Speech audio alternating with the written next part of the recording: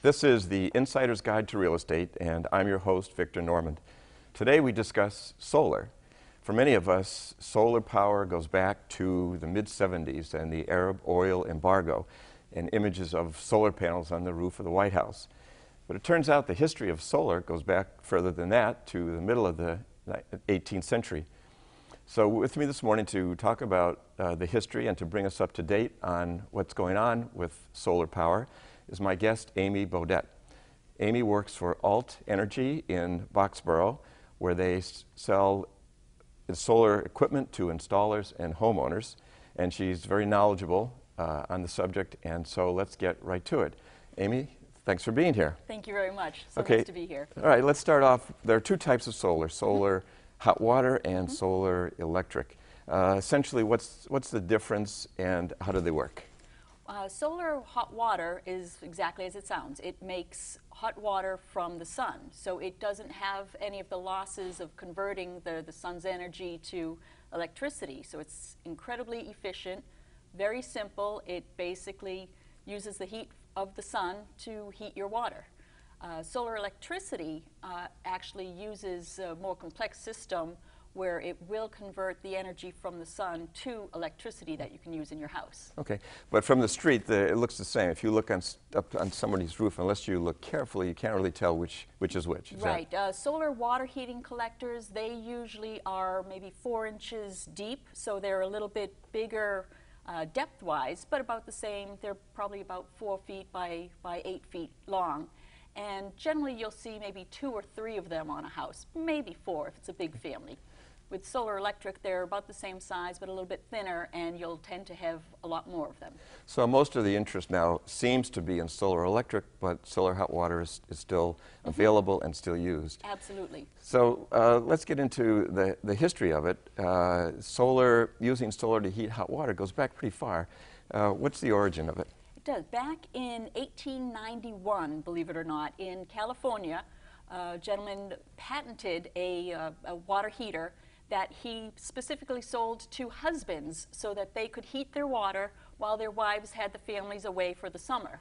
So it was basically 25 gallons of water in a box up on a roof and gravity fed to feed your faucets. So when you say husbands, you mean the wives or the women didn't mind putting kettles on the stove, but for a man that was too much trouble and they just used cold water, so now this innovation came along. Exactly. Great. In California, lots of sun in California, makes a lot of sense. Absolutely. But it collapsed. What happened in California? What happened was they discovered natural gas in California, and so then it became a status symbol to have a gas water heater. So that industry really went away, but what they did was they sold it to Miami, where they didn't have natural gas. And so it grew like crazy. Early 1900s, over half the new houses in Miami had solar water heating on their roof. So also Florida, lots of sunshine down there, great innovation, but that didn't last either. What happened in Florida? World War II. When World War II came, they started restricting copper use, and there's a lot of copper in solar water heating. So they really had to put that on hold. After the war, when all the GIs came home, there was cheap electricity. So the electric company would go up and down every street, and any house they saw solar water heating on, they would go in and offer a free, new-fangled electric water heater if they were allowed to take the solar water heating off the roof. So it was kind of a conspiracy of sorts, but the marketplace just operating. No government subsidies back then. Everything had to work based on what consumers were willing to buy. Electricity became an attractive alternative, and down came the solar water heaters. So now we go for a period of time when things begin to change. I mentioned the Arab oil embargo. All of a sudden, energy got very expensive. Oil became very expensive and not available. National priority became energy self-sufficiency, alternative energy sources, and in the 70s, Jimmy Carter was president, decided to make a big show of it and put solar panels on the White House. Now, what's the story behind that? Right. So wearing his sweater, telling everyone to do their national duty and put on a sweater instead of turning up the heat, he created a very, very strong rebate for people to put solar water heating on their house. And as you said, he actually had it put on the White House, and during the ceremony he said, this will either be seen as a commonplace, what everyone does, or it will be a fad that indicates a road not taken. Okay. So the White House actually used the hot water from these panels. It was kitchen. more than Absolutely. they did. Absolutely. Okay. And so that went along, and did that actually stimulate the market? Was there a lot of interest? Oh, it was huge. Solar water heating was everywhere, and they had improved it so that it was freeze resistant. So you were able to have it in places that weren't just warm. So solar water heating really took off across the country. Okay, so solar water heating is basically just water running through pipes that's stored somewhere else on the property. And getting more sophisticated, you can augment that heat so that if there was no sunshine, you could still have hot water. Exactly. So really it's used as a preheater. So there'll be water and antifreeze running through the roof, and then through a heat exchanger it will transfer that really 200-degree hot fluid, and it'll transfer it into your storage tank. And then that is used as a preheater. So the hot out from that goes to the cold in of your existing water heater. Okay. So instead of heating water from 50 degrees from the ground, you're going to be heating it from 80 or 100 or 120 and not even need to So reheat. the result is lower energy costs. Absolutely. Now you mentioned 200 degrees. How does the sun doesn't, if you're standing out on the beach, it's hot, but not 200 degrees. How does it get to be? Because it's in the copper and there's copper all surrounding it and it's in an insulated box, it really can concentrate the heat from the sun. And yeah, it can even get hotter than that. It's pretty impressive. And because it's pressurized, it actually increases the boiling point. So it's not going to boil, it's not going to create steam, it's just going to create very hot water. Okay, so now on the news I often see pictures of the White House taken from higher elevations, and I don't see any solar panels up there. What happened to them? When Carter left the office and Ronald Reagan came into office, he decided that when they were doing some repair on the roof, that they should remove the solar water heaters, because he didn't believe it was necessary. There are some quotes of him saying it was a joke, and he had them removed and put in storage, and he removed all of the tax incentives that had been put in place. Okay, so I know there's the story behind this. So those solar panels became historic items. Where are they now? They actually sat in storage for a few years, and then Unity College in Maine got a whole bunch of them and used them for probably about 20 years to heat their water in their kitchen.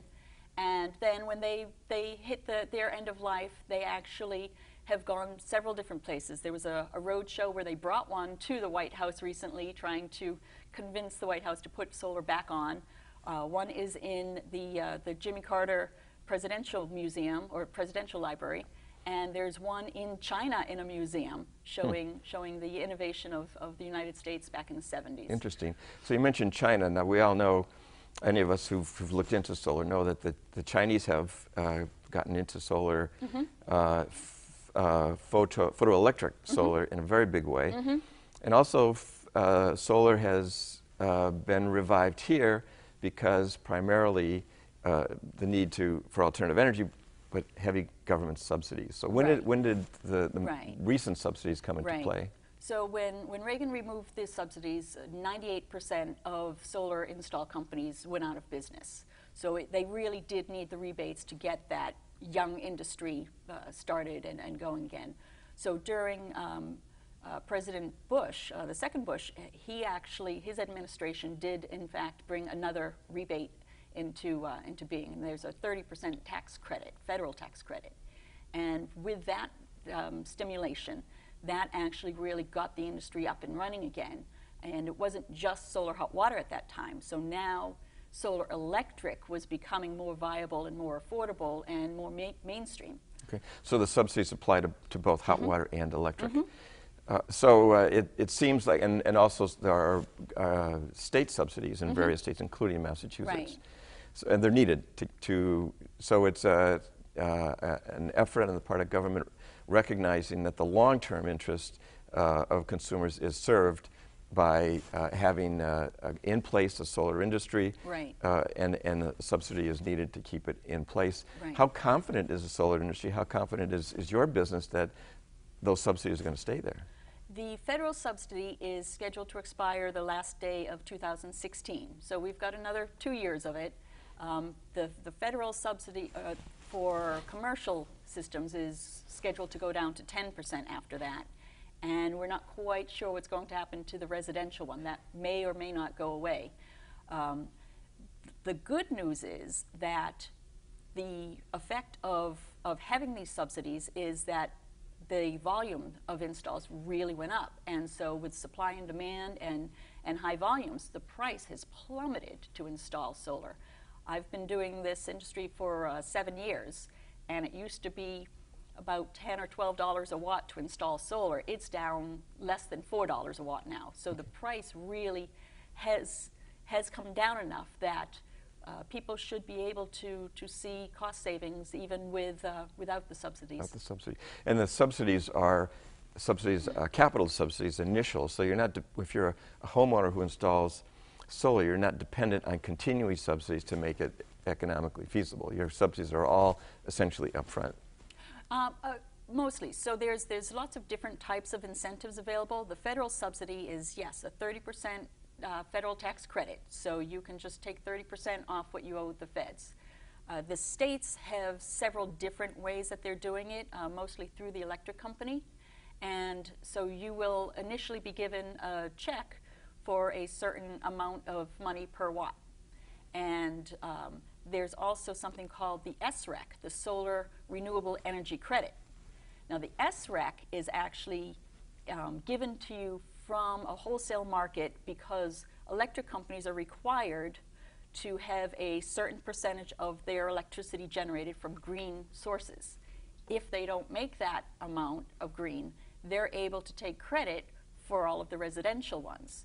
So they'll actually pay you to make some of their electricity green. Okay, so that sounds like, so you've interested me as a homeowner in solar electric, but what steps do I take? How do I figure out what I need, and how do I figure out whether it's worthwhile for me to do it? The first step is figuring out how much power you use. We'll get calls all the time and say, oh, how much do I need for a 3,000 square foot house? I don't know. How much power do you use? So look at your electric bill. You'll get a monthly bill from the electric company, and it will say right on it each month how many kilowatt hours you use. So that's kWh. And from that, we'd be able to figure out, based on the amount of sunshine in your area, how much solar you would need. Okay, so but some months during the year I use a lot more electricity than others. It's better to have a full year's usage. Right. So the nice thing with doing solar electric these days, it's just called grid-tied solar, where you make as much power as you can each month or each day, and if you use as much as you make, that's great. That's how much less you have to buy from the electric company. If you make more than you use, you can actually sell it back to the electric company, and your meter will run backwards, and then you can buy it back later at the same price. So really, you're just kind of going backwards and forwards. The nice thing is, in the summer, you're going to be making more power than you're going to be making in the winter up here. A lot of people in New England, their heaviest loads are air conditioning, which is in the summer when you're making more. So it does work out quite nicely as long as the electric company allows you to carry any extra credits monthly. So your great production in the summer can compensate for your bad production in the winter. So the electric company is not going to send you a check for the electric power they're buying from you, but they'll carry a credit balance on your bill. It varies based on the electric company. So when you connect a grid-tied system, you'll create a net metering agreement with your electric company, and it will lay out their rules. Some companies will do a check, most do not, but most people actually don't size the system so that they have an excess. Really, what your target is just reduce your bill. You don't have to make 100% of your power. Just make some and add conservation to it so you're using less. With what you're making, you'll be buying less, and you can really see substantial reduction in your electric bill. Okay, so it sounds like there's some math involved to figure out what you use, what it's going to cost you to install the system, and then what you have been paying, and then some kind of payback period. What's reasonable for a consumer to expect in terms of payback? That again depends on the incentives available, and with the federal 30% back, goes a long way. And then with the state, a lot of the electric companies around here, it'll probably equal another 25% of the cost. So if you are getting that and then add the SRECs on top, you're seeing maybe 5 or 6 year payback. Really? So that seems like a short period of time for what could be a significant investment. Right. Now, one way to finance that investment, if you have cash, that's great. Home equity loans seem to make a lot of sense. Yep. Some of the least expensive loans available to consumers are home equity loans, Right. and this would be a good place to put it. From a real estate perspective, if I've got solar panels on the roof of my house, I'm hoping that adds value to my house. If I'm trying to convince someone to buy my house, I've got solar panels, what might I say to them that would make them agree that I've added value to that house? Your overall cost of ownership of the house is going to be significantly less, because just from day one, your electric bill will be a quarter, half, 3/4 of what you normally would have. So you're going to be able to afford more house actually for the same amount of money because of your lower cost of ownership, your utility bills. Berkeley University has done a study that did in fact show that property values significantly increased with solar. And this is mostly with a grid-tied system where you're just connected to the grid and doing that back and forth. Yep. Very simple installation, essentially. Very simple, not a lot of equipment. Okay. So, and I might show a prospective buyer my electric bills at certain times of the year will show a negative balance on it, and that'll be impressive. But I can imagine a prospective buyer looking up and saying, I'm worried about the roof leaking with all that equipment up there. So Right. what's the answer to that? The nice thing is, generally, before you even install solar, you'll take a look at the roof, or the installer will take a look at the roof and say, yes, this roof is in good shape, it's a good time to install it. Or if you're thinking about, oh, the roof probably needs to be replaced in 5 to 10 years, well, maybe we'll just bring the schedule forward and replace the roof first. The installer will then use very nice flashings that will protect any roof penetrations from leaking. And the nice thing is, because these panels are actually on top of the roof, it's shading your roof. So it's going to actually make the shingles last longer because it's keeping it out of the sun. It's even going to keep your house a little bit cooler because it's shading the roof. So there's some ancillary benefits Absolutely. to doing that. So it seems like it's a better installation if the solar panels are put up in conjunction with a new roof. In a perfect world. If the roof needs it. If you have a new roof, if your roof is only 5 or 10 years old, no, I mean, you're fine. But if it looks like, if you've been thinking, boy, I should probably get around to that sometime, now's the time. Now's the time to do it. All right, let's get a little more complicated. Let's say I live in a community where we have power outages, and I'm saying, well, great, now I've got these solar panels, so at least I'll have some electricity if the power goes out. What's wrong with that? One of the safety requirements for solar electric systems, for just a straight grid-tied system, is if the grid goes out, UL 1741 says you go out as well, because you don't want to accidentally send power out on the lines when the linemen are out there repairing and they think the line is dead and you're sending power out there. Okay, makes sense. So when the grid goes out, you go out. But isn't there any way around that where I'm generating all this power and I should be able to use it? Right. What's So the solution? there's a system called grid-tied battery backup, where same as usual, you're making all your power, you're selling in any extra back, but you're also using that power to keep a battery bank all charged up and ready to go. If the grid goes out, what happens is there's an internal transfer switch, and it just immediately switches over to your critical loads. So you would have decided when you have this installed, my critical loads are my refrigerator, my lights, my furnace blower, whatever I really need to have going when the power goes out. you're not going to be powering your hot tub. You're not going to be having your spa going. You know, you really do want to just power a subset. So it does add money and complications to the system, but it's actually very, very popular, especially every time we have one of these crazy, you know, 100-year storms every 6 to 12 months. Right. Yep. We really do see a lot of interest in grid-tied battery backup. Okay, so it's not unlike having a generator where you would switch over to your Right. generator. It's a solar generator. Could you have both a generator and solar backup batteries? Yeah, you can. You can absolutely. Again, every time you start adding a little bit, it does add to the complexity, Sure. but absolutely, even without a battery-based system, you can have a straight grid tied with a generator, and it just switches the solar out of the system while the generator's running. Likewise, if you do have a battery-based system, you can have the generator charging up your batteries and powering your critical loads. So there's all sorts of different ways you can go about it. Yeah, all sorts of, if you're so inclined and you've got the resources, there are Right. lots you can do Right, to absolutely. take advantage of this. Now, I know that in your business, you sell equipment all over the place, and I read on your website that you sold in every continent. So We tell me a have. little about that. We have. We're a web-based store, so we get calls from all over the world. We've had scientists doing Arctic ice studies where they've used our equipment to power some of their devices. We have orphanages in Haiti. We have hospitals in Nigeria.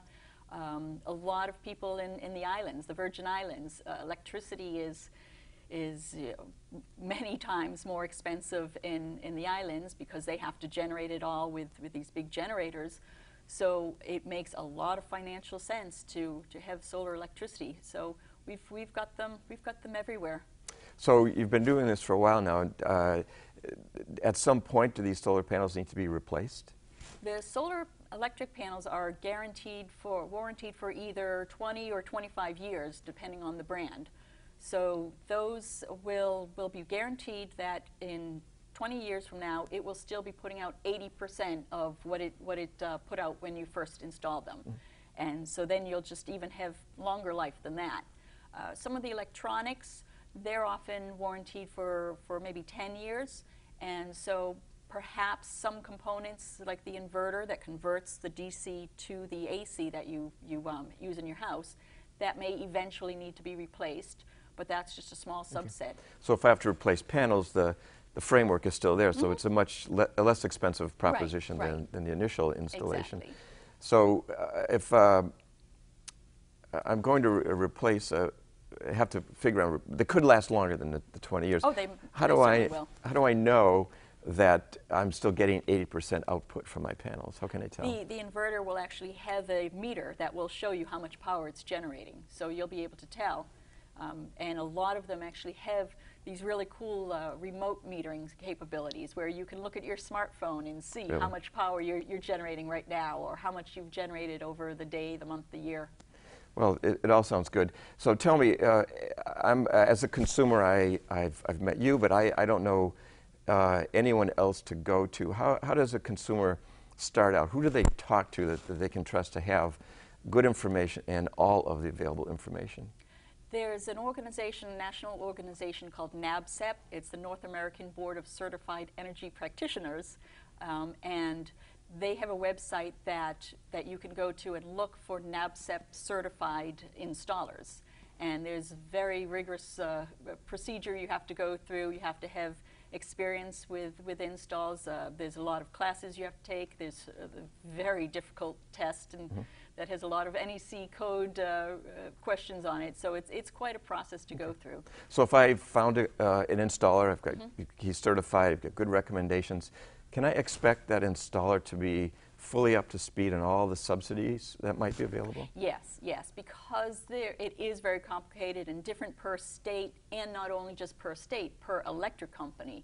The electric company, the installer that you're going to be using, you do want to make sure that they're familiar with all of the red tape and the hoops they have to jump through for your particular area. Okay, and they could help me do the math to determine what it's going to, obviously what it's going to cost me, what the payback is and all that, and the available subsidies. Right. That's Yeah, great. they'll figure that all out for you. Right. So there's one little flaw in terms of the subsidies, and that deals with municipal power companies don't participate in some of the rebate plans? Right. So some of the state rebates are funded by a renewable energy fee that's on everybody's electric bill.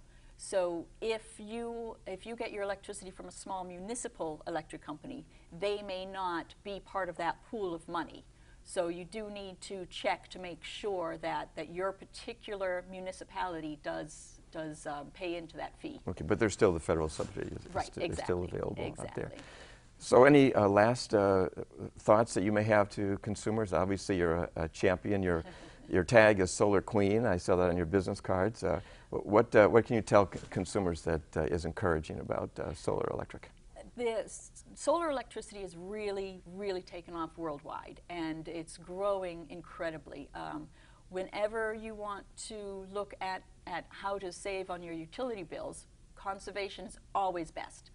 Put your first money into conservation, 100%, that's going to be your biggest payback. After you've conserved as much money, as much electricity as you can, then start taking a look at solar. So look at your roof. Do you have a good south-facing roof? Is it shaded? Do you have obstacles like dormers and everything on your south roof? If you've got a nice south or south-ish facing roof, nice and sunny, you're definitely a candidate. And give an installer a call, and they can do the money for you and see if it's worthwhile. Right, and it doesn't have to be on your roof. If you've got a big yard, you can put it out there. Excellent point. There's nice ground mounts you can do. I've seen people do these lovely carports, so you get the added bonus of protecting your car from the elements and while it's generating electricity. Some people will put an electric car in a solar carport, so you're getting the free fuel from the sun charging your car right there. It sounds like a great idea. It is. Amy, thanks so much for being here. You've been very informative and brought us into the inside of solar electric and solar hot water. Thanks again. Thank you. So that's our show for today. Thanks for joining us, and we'll see you next time.